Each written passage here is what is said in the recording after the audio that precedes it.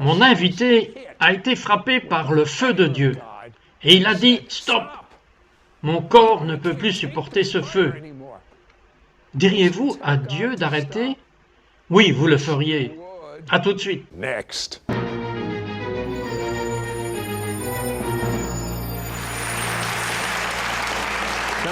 Duncan Smith, quelle vie! Vous êtes né avec des parents qui étaient pasteurs au Nigeria. Ils aimaient Dieu et ils vous ont donné cela, mais vous n'aimiez pas le style de vie qu'ils vivaient. Oui, vous savez que la réalité qui était la leur était très sincèrement aimer Jésus de tout leur cœur, mais il y avait tellement de religion à l'époque, tellement de sincérité, mais c'était très centré sur ce que j'aime appeler affectueusement maintenant churchianity. Et donc, il n'y avait pas beaucoup de plaisir. Et c'est le mot-clé amusant, c'est un peu comme juste des règlements et des règles et un jeune adolescent. Vous n'en voulez pas? Alors, quelle a été votre solution et qu'avez-vous fait?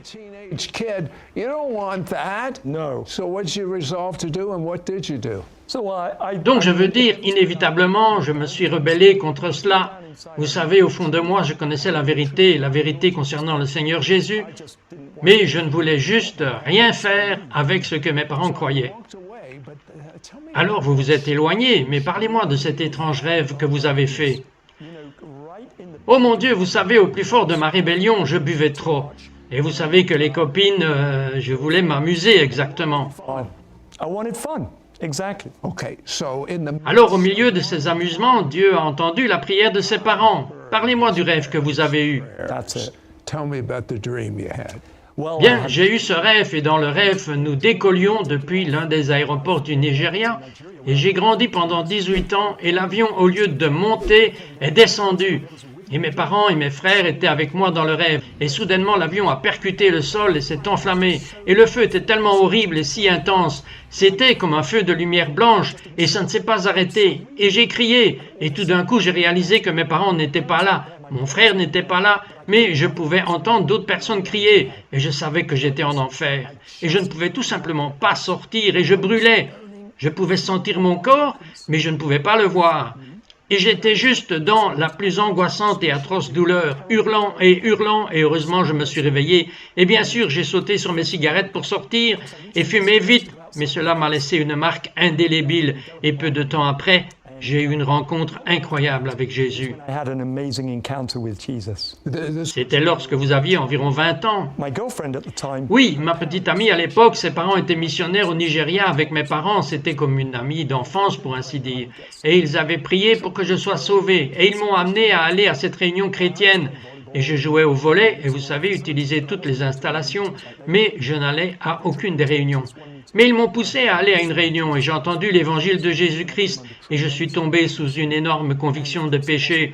Et bien sûr, ce n'était pas longtemps après ce rêve et quand le prédicateur a fait un appel à se manifester, je suis sorti par la porte latérale en courant sur un chemin de montagne.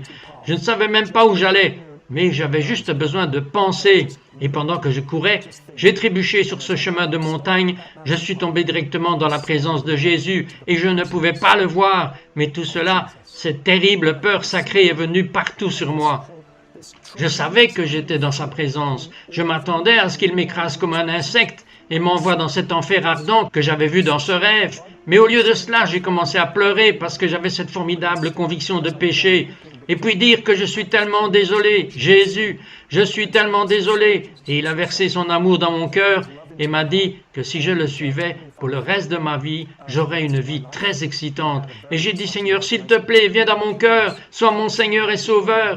Merci pour ton pardon incroyable. Et c'était un moment puissant. Mais je lui ai dit, Seigneur, je ne veux pas une vie ennuyante.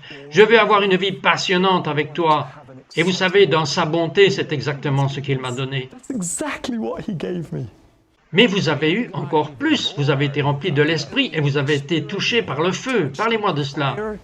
Eh bien, peu de temps après, personne ne pouvait me reconnaître. Mes parents ne pouvaient pas me reconnaître, ma copine ne m'a pas reconnu. Et elle a eu fini avec moi parce qu'elle voulait bien que je sois sauvé, mais pas elle. Et j'étais juste en feu à l'intérieur. Je suis arrivé à l'université dans ma première semaine de ma première année et je suis tombé sur des camarades qui étaient de jeunes adultes.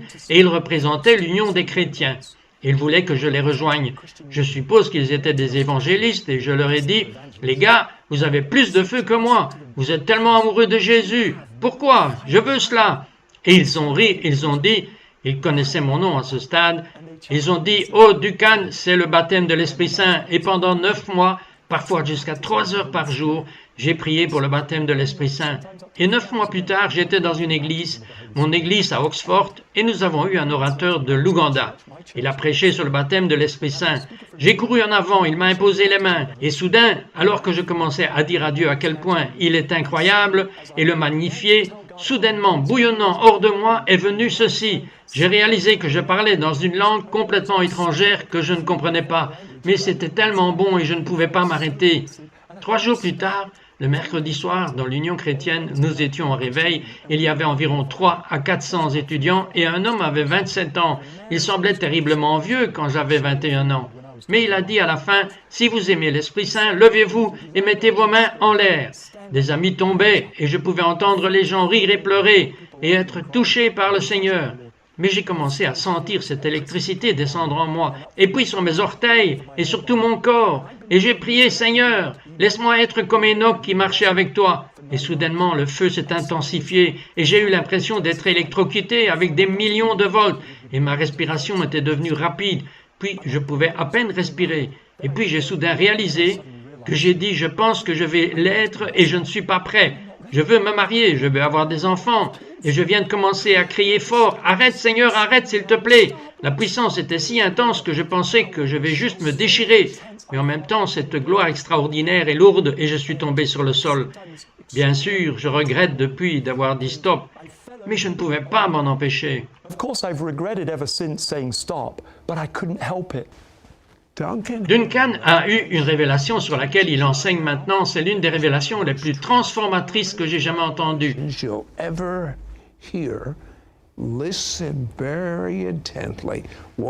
Quelle était cette révélation?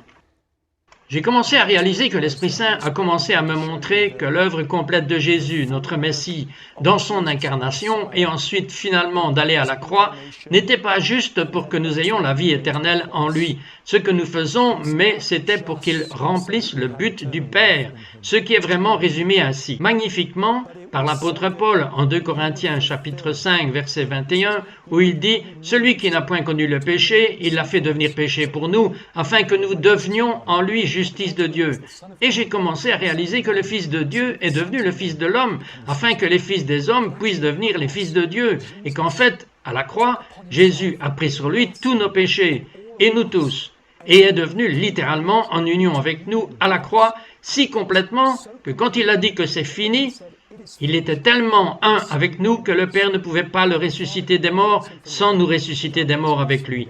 Et quand cette révélation est entrée dans mon cœur, au niveau le plus profond, j'ai soudainement réalisé que c'était la clé des miracles. C'est pourquoi nous avons la vie éternelle, c'est la gloire, Jésus en nous, le glorieux, et nous sommes pour toujours un avec lui dans le Père. Dieu a montré à Duncan ce nouveau paradigme pour avoir libéré des miracles qui feront de vous des êtres comme Paul, Pierre et Jésus. Nous revenons tout de suite. And Jesus, be right back.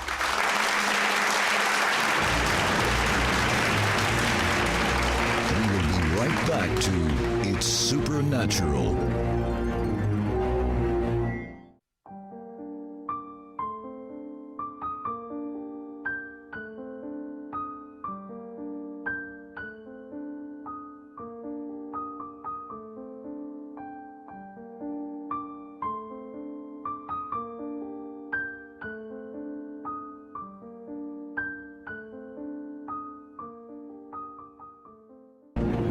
We now return to It's Supernatural. Duncan, je peux à peine croire ce que je suis censé dire ensuite. Je vais juste le lire et voir ce qui se passe. Duncan, vous ne dites pas aux autres de diriger les gens vers Jésus ou même d'amener les gens à aller à l'église? Quoi? Je sais que cela semble étrange et c'est important, mais le Seigneur m'a montré un nouveau paradigme. Nous ne faisons pas que diriger les gens vers Jésus. Nous sommes le ministère de Jésus et nous ne disons pas seulement aux gens d'aller à l'église. Nous sommes l'église. Maintenant, Dieu vous a montré cela dans ce nouveau paradigme de ne pas modéliser l'Église selon le modèle de Jean-Baptiste. Expliquez-nous. Jean le Baptiste, Jésus a dit que c'était le plus grand de tous les prophètes et de toute personne née d'une femme avant que Jésus ne vienne. Mais il a dit, mais si vous êtes dans le royaume, le moindre dans le royaume est plus grand que Jean. Et je crois que ce qu'il veut dire par là, c'est que vous savez, le rôle de Jean, qu'il a superbement joué, et je ne veux en aucun cas dire quoi que ce soit à propos de Jean-Baptiste. Mais le ministère de Jean n'était pas le ministère sur lequel nous devons modéliser notre ministère par le fait qu'il était la voix de celui qui appelle dans le désert. Jésus, d'un autre côté, sa vie révélait le Père à travers les signes les plus extraordinaires, les merveilles et les miracles. Jean n'a pas fait de miracles, et Jésus n'était pas la voix d'un appel dans le désert. Il est maintenant la voix d'une multitude d'eau vive, et bien sûr, c'est nous tous, le moindre de ceux-ci, tous ayant une voix hors de notre union avec Jésus, vivant une vie que Jésus seulement pouvait vivre sur la terre, vivre dans l'amour intime du Père, dans le Fils avec l'Esprit Saint, où nous recevons quotidiennement les secrets de Dieu, les choses qui sont sur son cœur, et vivre une vie où nous entrons dans un moment incroyable après un autre, comme le Saint-Esprit nous conduit, parce que nous sommes fils de Dieu et filles de Dieu, et ensuite faire circuler son pouvoir surnaturel à travers nous, afin que nous puissions ouvrir les yeux des aveugles et des sourds, et voir parler les muets, et les gens qui sont dans des fauteuils roulants en sortir en sautant. Je veux dire, c'est un privilège. Donc laissez-moi dire ceci, et dites-moi si c'est juste. Ce n'est pas nous qui imposons les mains sur les malades, sur l'aveugle, sur la mort, c'est Jésus en nous, imposant les mains. Nous ne le faisons pas, nous n'avons aucune responsabilité, mais pour être obéissant, il fait tout le travail. Est-ce que je comprends bien? We don't have any responsibility but to be obedient. He's doing all the work. Am I getting that? Oui, absolument. J'aime penser à cela comme cela. Je ne peux pas, seulement Jésus le peut, mais il ne le fera pas si je ne le fais pas, mais il le fera si je le fais. C'est donc le mystère de notre union avec lui. Maintenant, vous êtes impliqué dans certains des miracles les plus extraordinaires en partenariat avec Dieu, dont vous avez entendu parler. Par exemple, dans tous les royaumes différents, dans la météo en Australie. Parlez-moi-en. Eh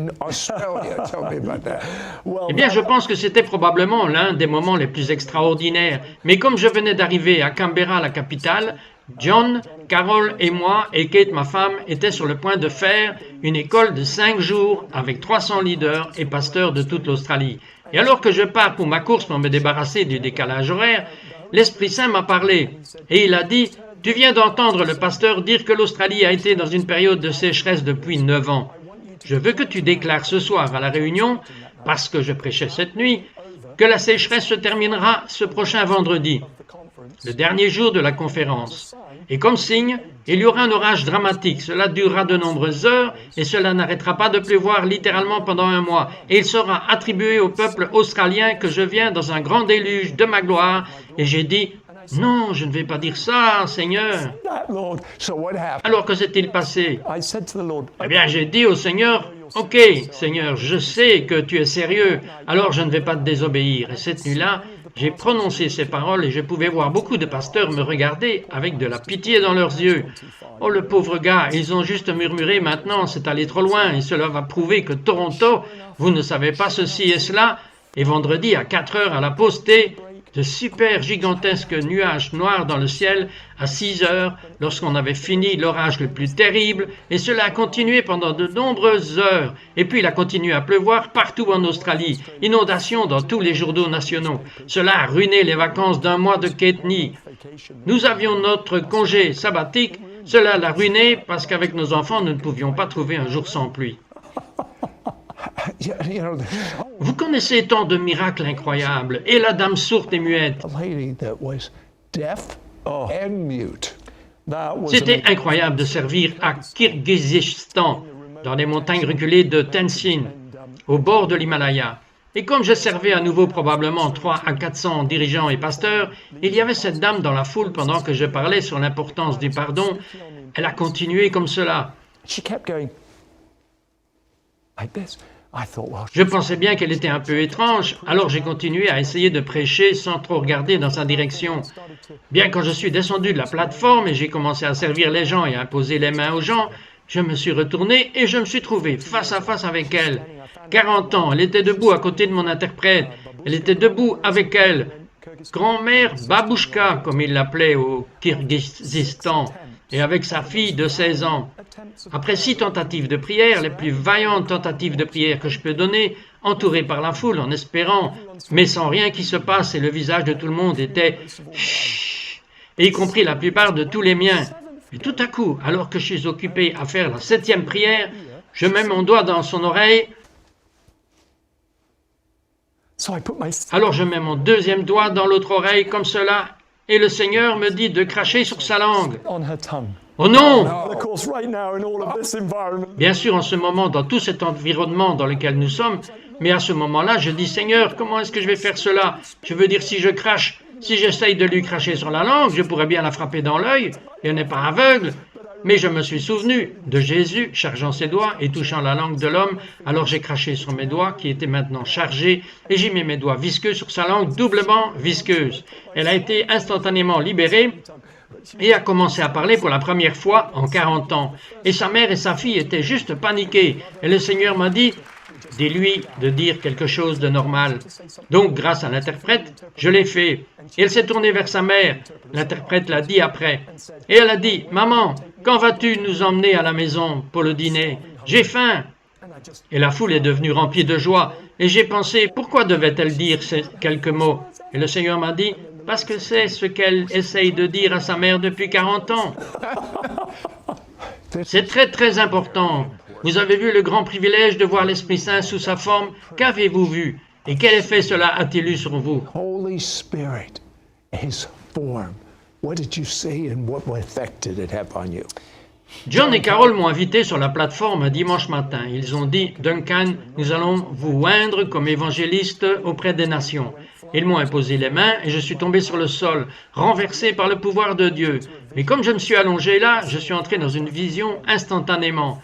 J'ai vu un vaste avion africain et à l'extrême droite, j'ai vu une minuscule silhouette d'homme sur le bord de l'horizon à l'instant où je l'ai vu.